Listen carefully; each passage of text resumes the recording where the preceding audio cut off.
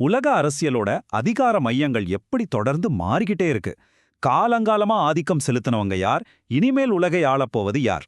வணக்கம். இன்னைக்கு நம்மளோட இந்த சுவாரஸ்யமான அலசல்ல உலக புவிசார் அரசியலோட அதிகார மையங்கள் எப்படி கொஞ்சம் கொஞ்சமா மாறுது அப்படிங்கறத பத்தி தான் பார்க்க போறோம். சரி, விஷயத்துக்கு வருவோம். 1990களோட ஆரம்பத்துல அமெரிக்கா, சோவியத் யூனியன் அப்படிங்கிற இரு துருவ உலகத்துக்கு ஒரு முற்றுப்புள்ளி வைக்கப்பட்டுச்சு. இது உலக அரங்கத்துல ஒரு மிகப்பெரிய அதிகார வெற்றிடத்தை உருவாகுச்சுன்னே சொல்லலாம். அப்போ எல்லாருக்கும் எழுந்த ஒரு பெரிய கேள்வி, அமெரிக்காவோட தனிப்பெரும் ஆதிக்கத்துக்கு அடுத்து சவால் விட போறது யாரு அப்படிங்கிறது தான்.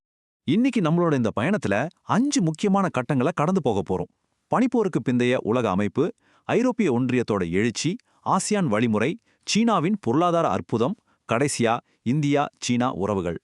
முதல்ல பகுதி 1, பனிப்போருக்கு பிந்தைய உலக அமைப்பு. சோவியத் கூட்டமைப்போட வீழ்ச்சிக்கு பிறகு நீண்ட காலமா இருந்த வரலாற்று பகைமைகளை எல்லாம் ஓரங்கட்டிட்டு புதிய தீர்வுகளை நோக்கி போக வேண்டிய கட்டாயம் உலக நாடுகளுக்கு ஏற்பட்டுச்சு. அதாவது பல வருஷமா தங்களுக்குள்ள அடிச்சுக்கிட்டு இருந்த நாடுகள் எல்லாம் ஒரு உண்மையா ஆழமா புரிஞ்சுக்கிட்டாங்க. முற்றிலும் புதிய பொருளாதார கட்டமைப்புகளின் கீழ் ஒன்னு சேர்ந்தா மட்டும்தான் அமைதியான உலகை உருவாக்க முடியும். இதோட விளைவாதான் புதிய அரசியல் மற்றும் பொருளாதார மையங்கள் உலக அரங்கில் உருவாக ஆரம்பிச்சது. அடுத்து பகுதி 2, ஐரோப்பிய ஒன்றியத்தின் எழுச்சி. நம்ம பயணத்தோட முதல் நிறுத்தம் ஐரோப்பா.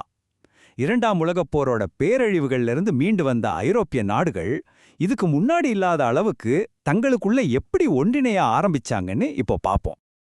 ஐரோப்பா எப்படி படிப்படியா முன்னேறுச்சு அப்படிங்கிறது உண்மையிலே ரொம்ப ஆச்சரியமான ஒரு விஷயம்.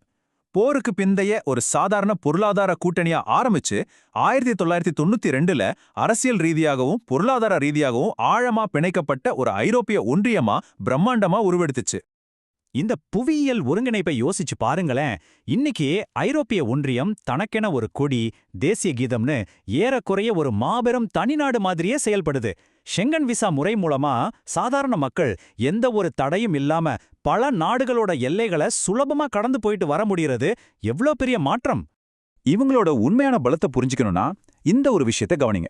2024ஆம் ஆண்டளவுல இவங்களோட ஜிடிபி சுமார் $19.35 ட்ரில்லியன் இருக்குன்னு மதிப்பிடப்பட்டிருக்கு. இந்த பிரம்மாண்டமான பொருளாதார பலம் தான் அவங்களோட உலகளாவிய ராஜதந்திரத்துக்கும் 2வது பெரிய பாதுகாப்பு செலவினங்களுக்கும் ஆணிவேரா இருக்கு. ஆனா இதை நாம நடுநிலையா பார்க்கணும். இவங்களோட பயணம் ஒன்றும் முற்றிலும் தடங்களற்றது கிடையாது. தோல்வியடைஞ்ச அரசியலமைப்பு வரைவா இருக்கட்டும், பிரெக்சிட் மாதிரி விஷயங்களா இருக்கட்டும், இதெல்லாம் அவங்களுக்குள்ள இருக்கிற ஆழமான ஐரோப்பிய சந்தேகவாதத்தை வெளிப்படையாவே காட்டுது. இது அவங்களோட ஒருங்கிணைப்பு பயணத்துக்கு தொடர்ந்து ஒரு சவாலா தான் இருக்கு. இப்போ பகுதி 3, ஆசியான் வழிமுறை. நம்ம பயணத்தோட 2வது நிறுத்தம் தென்கிழக்கு ஆசியா. பனிப்போரோட அழுத்தங்களை சமாளிக்க இங்க இருக்கிற சிறிய நாடுகள் முற்றிலும் மாறுபட்ட ஒரு பாதையை தேர்ந்தெடுத்தாங்க. 1967ல உருவாக்கப்பட்ட இந்த 10 நாடுகளின் கூட்டமைப்பு ஆசியாவோட ரொம்ப முக்கியமான ஒரு மையப்பகுதியில் அமைஞ்சிருக்கு. இவங்க எல்லாரும் சேர்ந்து ஒரு வலுவான தடையற்ற வர்த்தக பகுதியை உருவாக்கியிருக்காங்க. இது நம்ம அன்றாட வாங்குற பொருட்களை விநியோகிக்கிற உலகளாவிய சந்தைகள் மேல நேரடியா செல்வாக்கு செலுத்துது. ஐரோப்பிய ஒன்றியம் மாதிரி இவங்க ஒரு மைய அதிகார அமைப்பை உருவாக்கல. அதுக்கு பதிலா ஒவ்வொரு நாடும் தங்களோட இறையாண்மையை முழுமையா மதிச்சு மற்ற நாடுகளோட உள் விவகாரங்கள்ல தலையிடாத ஒரு தனித்துவமான ஆசியான் வழிமுறையை பின்பற்றாங்க. இதன் மூலமா தான் இவங்க பிராந்திய அமைதியையும் நடுநிலையையும் தக்க வச்சுக்கிறாங்க.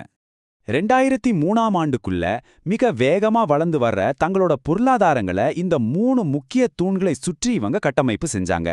சமூக வளர்ச்சியை துரிதப்படுத்தவும், எல்லை பிரச்சனைகளை எந்த மோதலும் இல்லாம வெறும் பேச்சுவார்த்தைகள் மூலமாவே தீர்த்தக்கும் இந்த கட்டமைப்பு அவங்களுக்கு ரொம்பவே கை கொடுத்துச்சு.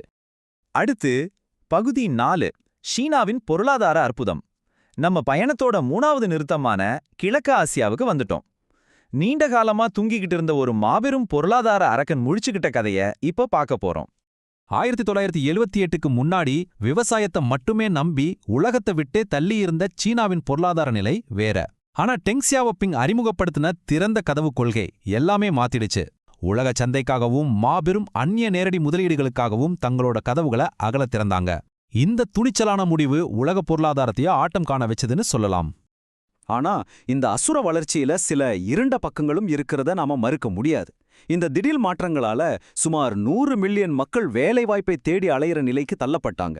அது மட்டும் இல்லாம கிராமப்புறங்களுக்கும் நகர்ப்புறங்களுக்கும் இடையிலான பொருளாதார ஏற்றத்தாழ்வுகளும் கடுமையான சுற்றுச்சூழல் பாதிப்புகளும் கூடவே அதிகமாச்சு.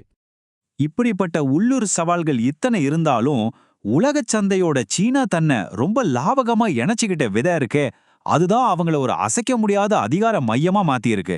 ஒட்டுமொத்த கிழக்காசியாவோட பொருளாதார வளர்ச்சிக்கும் இன்னைக்கு சீனா ஒரு மிகப்பெரிய உந்து சக்தியா செயல்படுது. கடைசியா பகுதி 5, இந்தியா மற்றும் சீனா உறவுகள். உலக அரங்கில் எழுச்சி பெற்று வரும் இந்த 2 மாபெரும் ஆசிய சக்திகளுக்கு இடையிலான சிக்கலான அதே சமயம் ரொம்ப முக்கியமான உறவை பத்தி இப்ப நாம அலசப் போறோம். வரலாற்று ரீதியா பார்த்தா இந்த 2 நாடுகளும் ஒன்னோட ஒன்னு பெருசா நேரடியா தலையிட்டுக்கிட்டது இல்ல.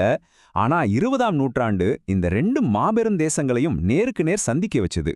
1962ல நடந்த ராணுவ மோதல்களுக்கு பிறகு ரொம்ப மெதுவா ஆனா நடைமுறைக்கு ஏத்த வகையில ராஜதந்திரத்தை நோக்கிய மாற்றங்கள் 2 நாடுகளுக்கு இடையிலயும் கொஞ்சம் கொஞ்சமா உருவாக ஆரம்பிச்சுது.